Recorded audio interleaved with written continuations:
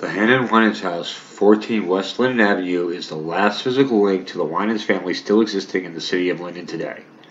Built in the second half of the 19th century, it was the home of Hannah Winans, who lived from 1865 to 1945, as she was a direct descendant of John, or also known as Jan Winans, and Susanna Mellon, initial associates of the Elizabethtown Charter and original settlers of what is now the city of Linden.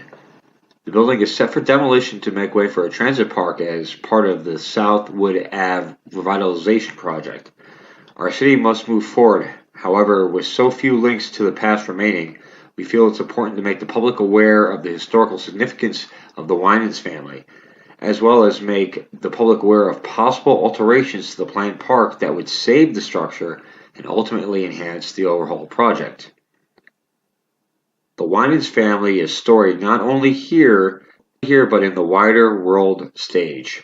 John is legend to be the son of famous Dutch Renaissance painter Jan Winans, as well as the family believed to be descended from King Canute, a late Middle Ages sovereign of England, Denmark, and Norway. Susanna Mellon's family is also storied, yet without need of any speculation. Her father was the first patroon of Staten Island, dating back to New Amsterdam, and her family was noble and leaders within the Dutch, retaining their power and influence into the Dutch Republic. This last building of their progeny would be a shame to lose to the sands of time. This house was later inhabited by Don Galemi, who in retirement has committed countless hours of research and scholarly work into the history of Linden, all the way back to the Puritan founding of Elizabethtown, in which the Winans were an integral part. He is recognized by the foremost chronicler of Linden, Lauren Panchek Yeats, as an authority on early families of our town. He also has been an essential contributing source for many of the elements of the Truth About Colonial Linden series, and will be further cited in the full-length documentary work. Another notable mention once in residence at the structure is Air Force veteran and area musician Anthony Topolsky, who has played the New Jersey, New York music scene and lent his guitar skills to several recordings over the last 20 years.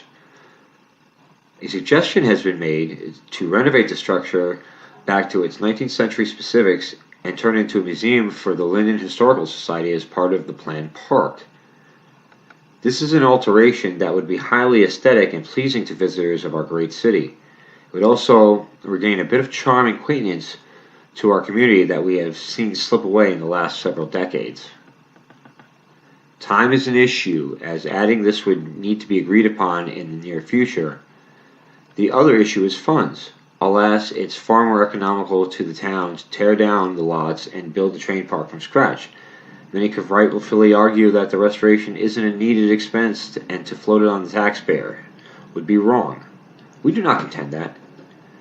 This is why there is a move to privately fund the transformation back to its original form, in which the descendants of the Winans family are involved.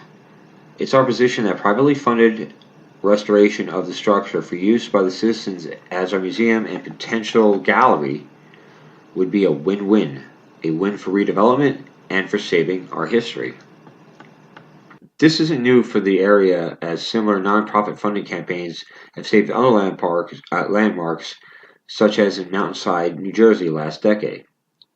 It is also our position, and I believe very evident, that having the last structure from the original Linden family over 150 years old as a museum in a beautiful new train station park would be a highlight to everything the project truly intends.